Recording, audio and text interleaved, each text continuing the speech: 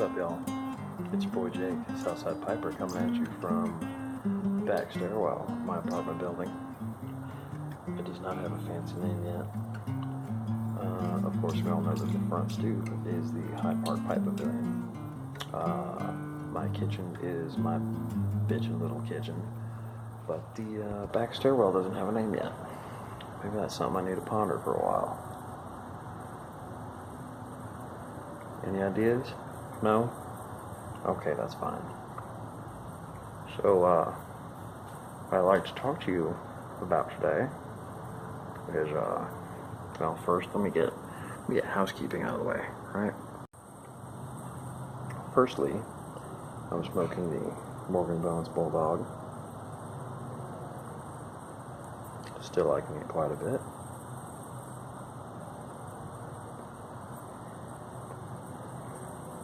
Still really enjoying the way that bit sits in the mouth. And in it, I have a bowl of Drexel number 8. See that? Kinda. It's a cheap vapor I picked up. And interestingly enough, it's in flake. It was like all of $4.15. The name caught my eye because it's actually a street close to me in my neighborhood. Thought that was kind of cool. And also it was only $4.15, which was like 70 cents off the normal price. Still nice and cheap. I've been getting into vapors. Figured to give it a try. I think I need a few more bowls of it before I can really give a proper review. But it's a decent smoke. I don't dislike it.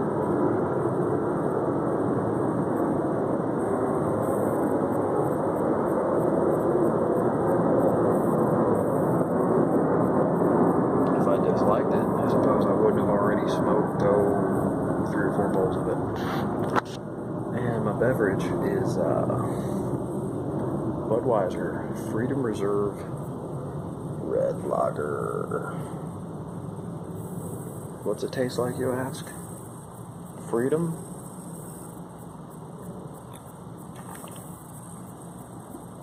No, not really. Kind of tastes like Yingling. If you've ever had it, it's pretty popular down south. Like in Tennessee, it's pretty popular, which I thought was kind of funny because it's brewed in Philly. Maybe not Philly, but somewhere in Pennsylvania.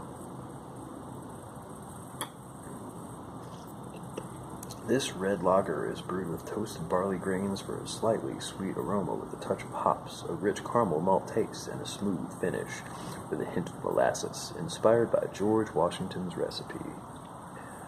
Well, fancy that. It's alright. I came up with Budweiser, that was my dad's beer.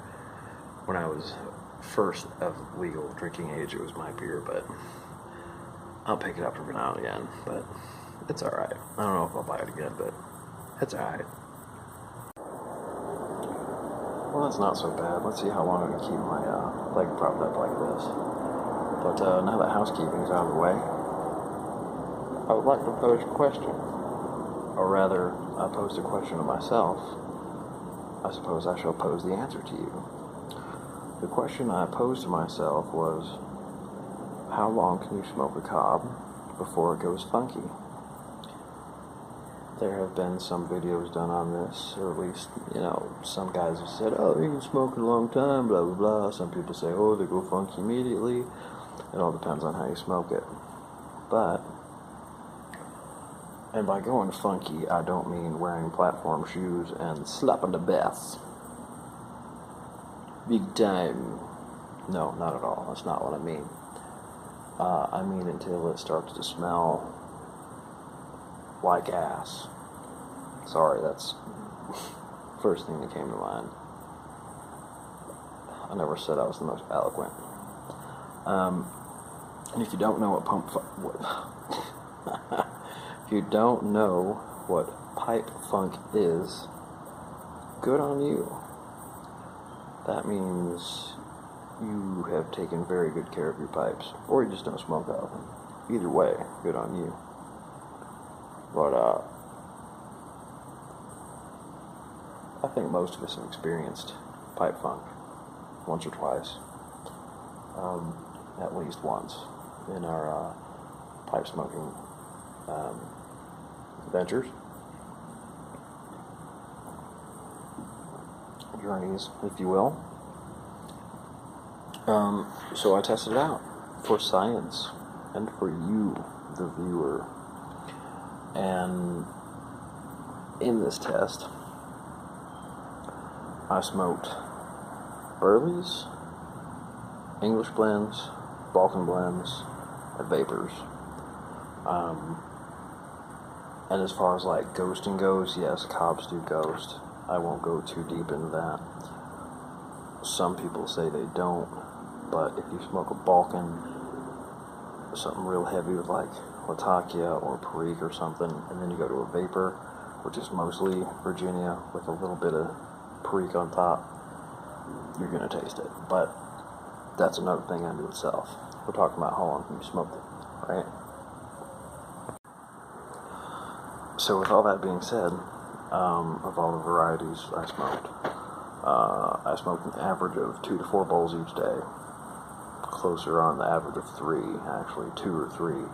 I smoked 4 on the 3rd day just because I got up early and I had the time to do it. And for how long, you ask? 4 days. Almost 5.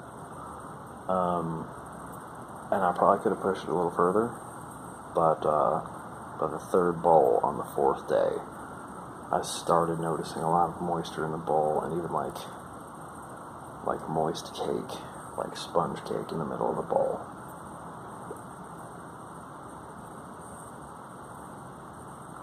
And it hadn't quite gone funky yet, but there was kind of a funny smell of all the ghosts of those former blends that had been smoked in it.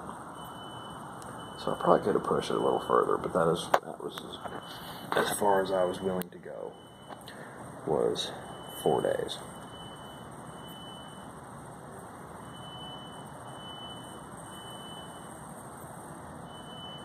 The pipe I did it with was my Missouri Meerschaum #1 legend. I call it the #1 legend because, well, it's my first one. We've been through a lot of tobacco, this little pipe and I. And what was interesting about it is through all these smokes, it's taken on a good bit more color. I mean, I haven't shown this pipe up close much, really, but to my eye, I can see it. It's also, in a couple of places, started to crack. And I know Cobs pretty well. I know enough about, the whole thing with them. I know I don't have to freak out. It's not about to burn out on me. It's not about to die. It's still a very serviceable pipe. But I started to notice this one on the side, because I usually hold pipes in my left hand when I smoke, and I kind of do this while I smoke, and I noticed it. My thumbnail caught it, and I noticed that, and there's one right by the shank here, where the shank meets the bowl. I don't know if you can see it, but I can. But it's fine. It's actually smoking really, really well. A lot of people will say that the best smoking cob is an ugly cob.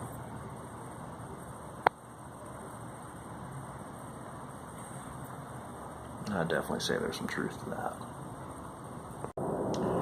And so to move on and get to the next part of this video is I'd like to talk about the travel bug.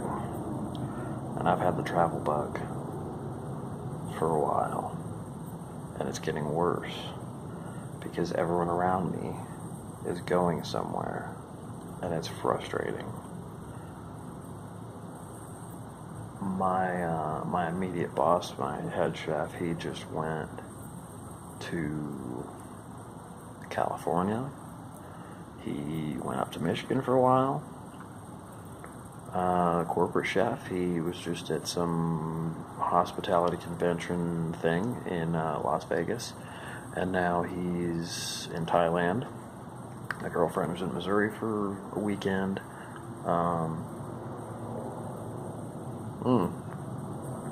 But now my mom and her fiance, they're taking a big old trip out west. They've been to Deadwood and Yellowstone. They've been all over Wyoming and Montana. And I'm just jealous as shit. Not only do I want to travel, just like to travel, but like I need to see new shit. I need to taste new shit. Like it's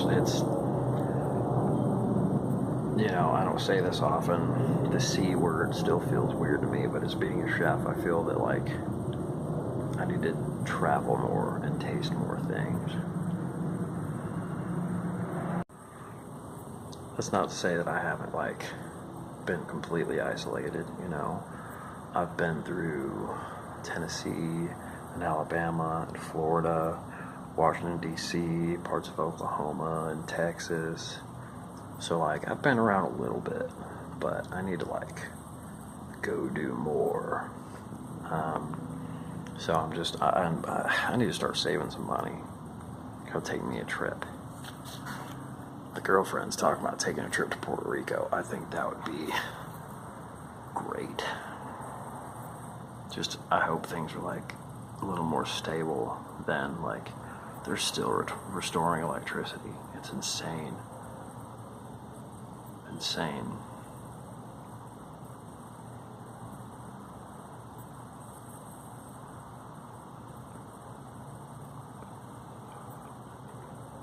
Sorry, I thought I hit the pause button. I guess not. Possibly the coolest part of the trip my mom's taking right now is she's been to Sioux Falls and Deadwood, Yellowstone. And I've got some cool pictures. Oh, in the Badlands. I'm going to throw some pictures at the end of this video that I'd like to share. My favorite part of it all. Now, the picture from the Badlands is badass. But I think the coolest is from Deadwood because a relative of ours is buried there. And the relative is one Calamity Jane. They visited the gravesite, which is right next to Wild Bill Hickok's gravesite. Her last wish was that she'd be buried next to him. So if you can't be related to one of the most famous pistoliers in history, you might as well be related to his best friend. Oh, and then Last Stand Hill, I believe is what it's called, where Custer got his comeuppance.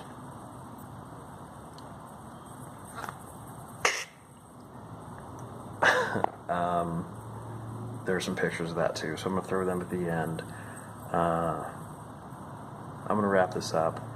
I tried shooting this video earlier, but I got mad and distracted. My phone wasn't working, and I ended up just going to the park with my dog, and was in a much better mood for it. So that was good medicine. I've got a Yabo coming up soon. I'm waiting on the delivery of that package before my phone fucks up on me. I'm just going to end this now. Thank you to my new subscribers. Until next time, Southside Piper signing off. Thank you for watching. Y'all take care.